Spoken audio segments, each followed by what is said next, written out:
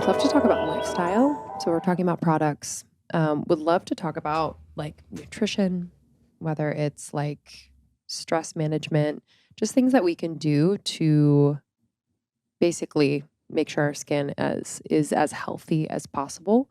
I feel like it varies between people with acne prone skin and not, but generally at a high level, like what are you recommending to people to stay away from or eat more of? For lifestyle, it's lifestyle in terms of diet. You want to avoid, there's a couple of foods that will always trigger acne and that are just terrible for aging in general. Dairy is one of them. Whey protein is number one. Like avoid that at all costs. Like whey protein it has such an insulinogenic effect because the types of hormones that are in it. So it's terrible for the skin. And it just creates a cascade of inflammation. And a lot of guys they start wanting to bulk up at the gym. So they get a protein shake. It's always whey. And it can backfire really bad on the fellas too, because it'll just give them like insane, that like bodybuilder acne that's like really intense. Like a lot of it's from whey. But it's in a lot of different products too. So you just kind of have to be on the lookout for that.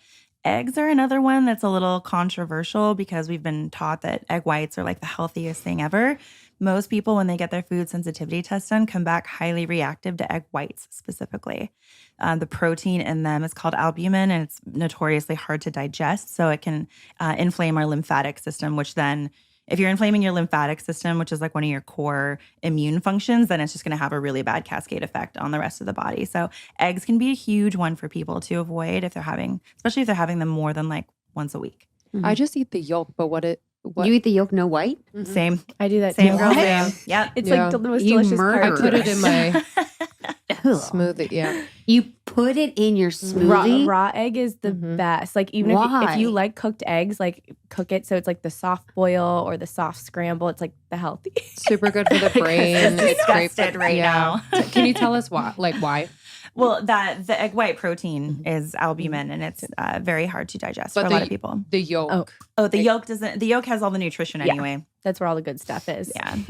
Yeah. Other things in terms of lifestyle, diet. So definitely dairy and eggs, sugar. Everyone kind of knows sugar. Thing I always talk to about my clients when I see them is what they're having for their first meal, because when you wake up, no matter when you eat your first meal, whatever you put in your body first is going to have a really strong impact on your system. So making sure that it's at least half protein is like the simplest guideline to help control a blood sugar spike. Because if you have something like, say, an acai bowls are ice cream with perks. The best. My favorite thing. Have some turkey slices first. So your But blood I make sugar half the doesn't. bowl of nut butter, so it balances it out. There you go. So good. That is actually better than just having it on its own. But yeah, trying to aim for your meals being like a third to a half protein. It's going to be a good framework for someone who, if they don't know anything else, if they just do that, they won't get as much of a sugar spike inflammation situation. Other parts of lifestyle, it's finding how can we just calm our body down. Like we're all going a million miles a minute. Our schedules are packed. We have a hard time finding time for everything. We're always in a rush. And that's keeping us in this really high level of stress. I mean, if you ever gone, like, Krista, you just went to Italy. Like, how slow paced and relaxing is it over there? And then when you came back, it was like you felt probably like the intense energy of being back in LA. Like, Unwell. always needing to do things, like schedules back going. There's a lot of other countries. I was like looking for so- farms. Yeah. I was like, I think I'm going to move to this farm in Tarzana. Right? Literally. Actually. So we get so comfortable with how high of stress we live our lives in that we forget what it's like to slow down until we do some traveling in an area where it is slower, or go on like a relaxing retreat, something like that, where we get kind of a shock to our system of how intense it always is. But when we're always in this high level of stress, our bodies are constantly inflamed. And you hear the word like anti-inflammatory thrown around so much.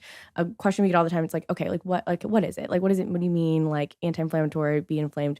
When you're constantly inflamed, it means your body's constantly in a stress state. So your skin's gonna be really stressed, which means you're gonna break out, because acne is also an inflammatory condition. You're gonna get sick because your immune system is suppressed whenever your stress levels are high and inflammation is high. You're gonna have a really hard time losing weight, because when your body is stressed, it holds on to fat. And so it's basically everything we want. Like, we want to feel good every day. We want to have energy. We want our immune systems high. We want our skin to look great. But it's really just about feeling good every day. So it's getting those stress levels down. some simple ways to do that is removing things that are really inflammatory, like the ones we can control. So it's getting enough sleep. That's going to lower inflammation.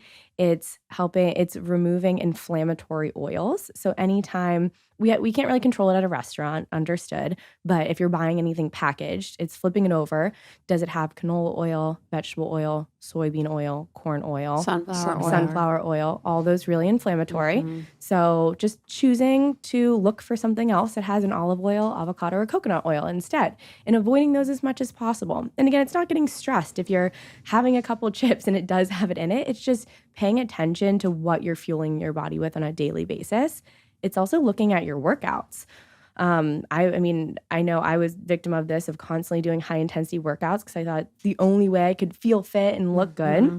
And then actually when I started slowing down is when I loved my body the best. When I switched to walking and Pilates, and I love weights, but slower. Like I throw on a podcast, not like this intense music while doing weights, and I breathe and walk in between. So when we're doing these high cardio workouts, we're keeping our bodies in this stress state, and it actually it can inflame our skin a ton, but also actually help us struggle with losing weight if the purpose of doing these high intensity is to lose weight for whatever the purpose is. But switching to something lower intensity actually relaxes your body. And so it's just like, what are these little things we can do to remove all the inflammation? Because our lives are still really busy and we can only try so hard to like navigate our schedule, but it's finding a little time to slow down and then just focusing on those foods where you feel really good after eating them and paying attention to the foods where you feel really crappy eating them and just being aware of that. It's like, if you want a slice of pizza, like get excited about it. Cause it's like, ooh, I'm treating myself. I want a slice of pizza, but try not to order it. Cause it's like, oh, I'm so tired. I have nothing else to eat. I'm going to eat this pizza and I'm going to feel like crap after. Like save those indulgent foods for when you get excited about it and focus on all the other times, like really nourishing your body. It's all about like the intention, Yes. Yeah. Yes. Because if you're working out hard because you hate your body, then your body will continue to like hate you back. If you're eating the pizza because you hate yourself, the result will always be the negative rather than being like, oh, I fucking want this pizza. Can't wait. I'm working out this way because I love it. I've been watching this research studies on these like bodybuilders and lifters where they were doing a bunch of HIIT workouts for their prep training. And then they were also just walking and lifting. And they actually were able to get a lower body fat percentage when they were just walking and they're lifting instead of doing HIIT and lifting, because they were able to stay in the fat burning zone when they're walking rather than being in the carbohydrate burning zone. Yes. So when you get in the carbohydrate burning zone within HIIT, that means you get more hungry after. Obviously, it can lead to fat loss, but you oftentimes are wanting to eat a lot more because you're wanting to restore the carbohydrate reserves that you just burnt off. And it was really interesting because it was like, I've been just reading more and more and seeing more and more in my life too of the importance of walking and just loving walking. Even like, going to Europe, going to Italy, we were both in Italy. I mean, no one's going to Barry's or the gym. There's no gym.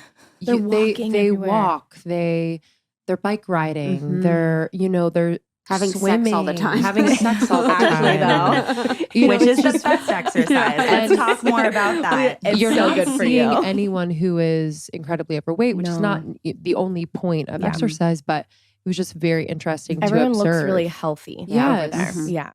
Thank you so much for tuning in to Morning Microdose by Almost 30. We hope you enjoyed waking up. As always, we encourage you to take what resonates and leave the rest. If you enjoyed this trip, tune into the full episode on the Almost 30 podcast. All episode information can be found in the show notes. Make sure to subscribe, and if this becomes a part of your morning routine, be sure to share it with a friend. We have new inspiring doses Monday through Friday. Follow us on Instagram at Morning Microdose, and follow Almost 30 at Almost 30 Podcast. Thanks for listening. We'll see you in the vortex.